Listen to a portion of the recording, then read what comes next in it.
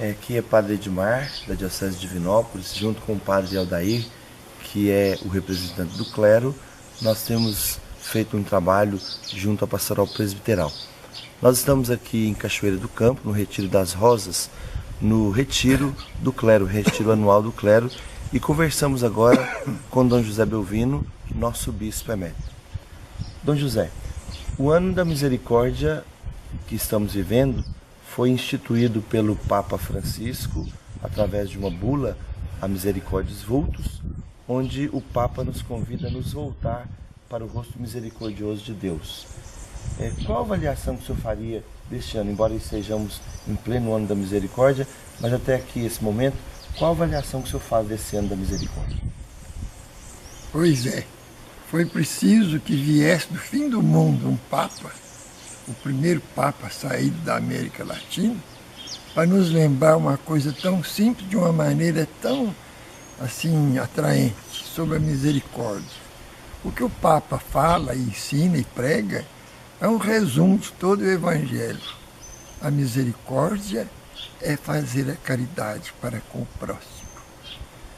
A caridade para com o próximo tem este nome de misericórdia, que significa a atitude daquele que abre o seu coração para dele tirar o amor que vai espalhar no meio do povo, no meio dos irmãos. A misericórdia é isto, semear amor nos corações. Isso que o Papa nos quer lembrar, que nós devemos ser cristãos praticando a caridade ou a misericórdia, um coração rasgado para fazer os outros felizes. Dom José, fala para nós também das obras de caridade, de misericórdia, espirituais e também das corporais. Pois é, os nossos catecismos antigos traziam as 7 obras de misericórdia, corporais e espirituais. O número 7, na Sagrada Escritura, simboliza tudo aquilo que se relaciona com o homem, o que é feito para o bem do homem. O Pai Nosso, por exemplo, tem 7 pedidos para o nosso bem. 3 referentes a Deus e 4 referentes aos homens. Os sacramentos são 7, e assim por diante. Tudo que é 7 na Bíblia é por bem do homem. As 7 obras de misericórdia são as 7 maneiras de nós ajudarmos materialmente as pessoas e mais 7 para ajudarmos espiritualmente as pessoas. E nós nos descuidamos de estudar isto, de lembrar isto. Eu, para ser sincero para vocês, se vocês me pedirem para eu falar de cor as 7 obras de misericórdia, eu não sei. Só sei que é mais difícil. Obra de misericórdia corporal é visitar os enfermos, visitar os encarcerados. Uma grande caridade, uma grande misericórdia é ir visitar os presos. Você já foi alguma vez? Pois é. E uma grande obra de misericórdia espiritual é a coisa mais difícil que um cristão tem que fazer, perdoar. Perdoar não é fácil. Ontem, falando sobre as obras de misericórdia, eu lembrei uma expressão dos ingleses para perdoar. It is not mole, não é mole não, perdoar. Mas é preciso perdoar. Quem não perdoa, não mostra que não ama nem a Deus, nem ao próximo. Ontem também eu contei um episódiozinho de 2 vizinhos, um era muito bom e o outro era terrível, brigava à toa.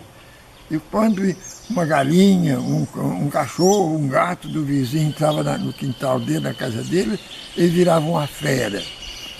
E um dia, ele chegou na janela para xingar o vizinho, e o vizinho, antes que ele falasse qualquer coisa, falou assim: eu te perdoo.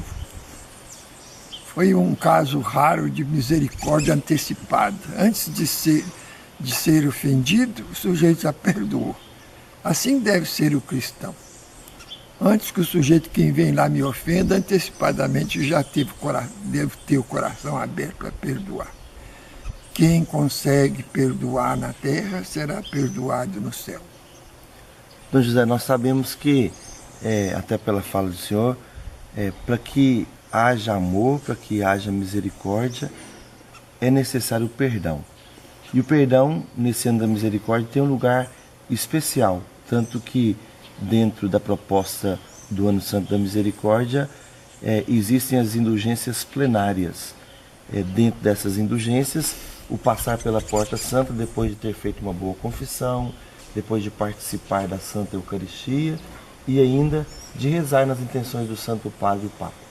E o nosso bispo atual, Dom José Carlos, ele instituiu, como nos pede a Igreja, dois locais com a Porta Santa da Misericórdia, um na Catedral Diocesana e outro no Santuário Diocesano de Nossa Senhora da Conceição, lá em Conceição do Pará, onde o senhor reside hoje. Como o senhor avalia essa ida, essa participação dos nossos diocesanos na Porta Santa, especialmente no caso lá do Santuário de Conceição do Pará? Eu costumo fazer pergunta, né? Mas a resposta para mim é muito fácil. Em primeiro lugar, eu queria comentar uma coisa.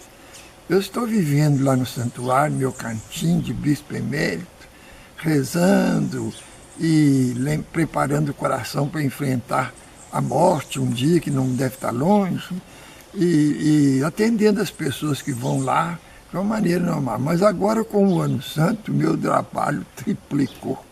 É tanta gente que vai lá para poder entrar pela Porta Santa, que nós fizemos questão de enfeitar, ficou muito bonita a porta lá do santuário, e quase todo dia tem gente lá para isso.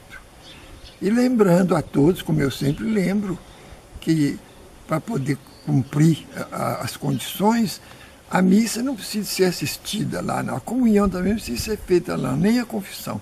Lá é só para entrar e rezar. Mas se quiser fazer tudo lá, tem jeito. Eu tenho entendido tanta confissão, santo Deus, porque o povo vai lá para poder ganhar a indulgência do jubileu. E chegando lá, tem confissão, tem a missa, tem a comunhão, e entrando na Porta Santa e rezando pelo Santo Padre as 4 orações. Creio em Deus Pai, o Pai Nosso, Ave Maria e Glória ao Pai. Está sendo uma bênção de Deus. Meu trabalho triplicou, mas a minha alegria também aumentou. Dom José, o senhor foi comentado agora também da questão do senhor como bispo emérito. Como que tem sido essa experiência de trabalhar na diocese e agora também estar como bispo emérito na própria diocese? Depois de uns 4 anos de emérito, que eu fui morar lá na minha ex-paróquia, em Entre Rios de Minas, por várias circunstâncias eu resolvi voltar, não para ficar na sede da diocese, mas para ficar no meu cantinho. Afinal de contas, a diocese bebeu meu sangue, agora tem que aguentar as consequências, né? Eu sei, graças a Deus, eu sou muito bem tratado aqui, eu até nem mereço.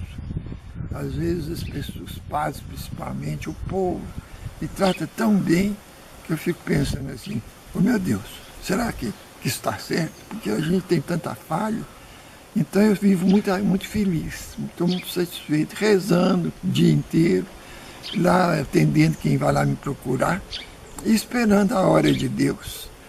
Como eu disse no dia da ordenação do Dom Moacir, eu falei com ele assim, que pelo fato de eu estar ordenando o bispo, primeiro bispo que eu ordeno, e imagino também que vai ser o último, então eu falei assim, agora eu posso rezar com que nem o Samuel, agora, Senhor, eu pode levar, mas depois eu falei baixinho, mas se esperar mais uns aninhos, eu acho bom. Estou muito feliz como bispo emérito, eu achava que ia ser pior, nada, é muito bom. Então, nós estamos aqui no Retiro das Rosas, esse lugar tão propício para nos retirar, né, nesse retiro anual do clero. Pela segunda vez o retiro é aqui realizado. E percebemos que existe uma participação de mais de 80% do clero de Divinópolis.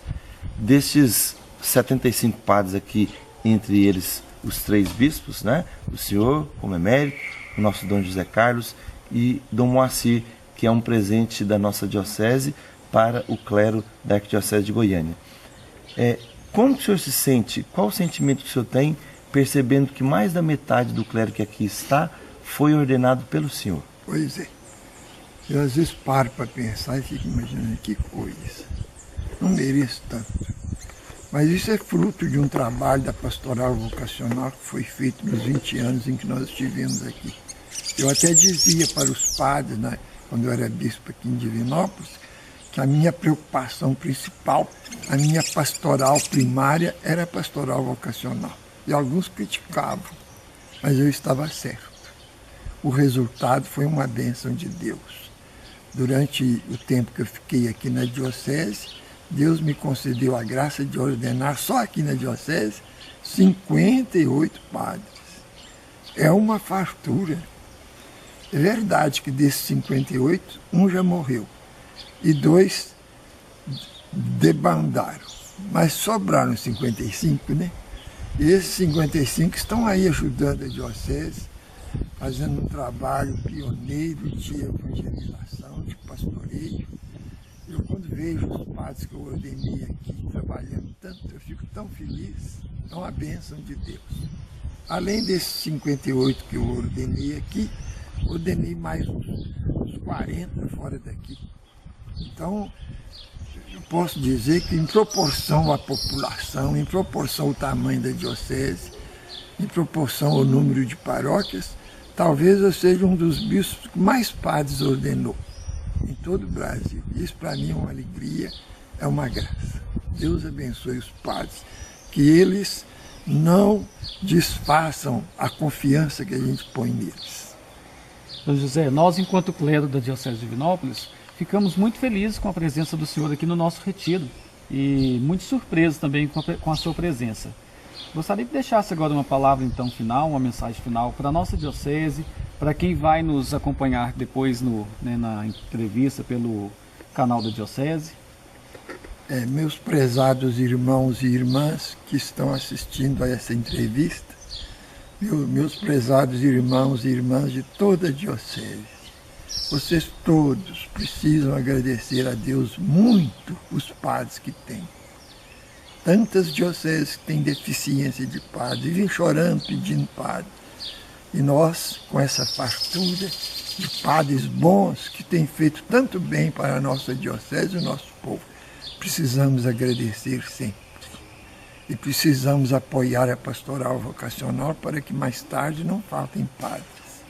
Vocês não podem imaginar o bem que esses padres fazem, apesar das suas deficiências, apesar, às vezes, das suas fraquezas. Nós todos somos pecadores, mas os nossos padres têm feito um trabalho abençoado. Sejam, portanto, agradecidos e deem apoio a eles, e protejam e amparem e ajudem a pastoral vocacional para que a nossa diocese continue sendo para o Brasil inteiro um exemplo, um modelo de como inventar padres para evangelizar o povo.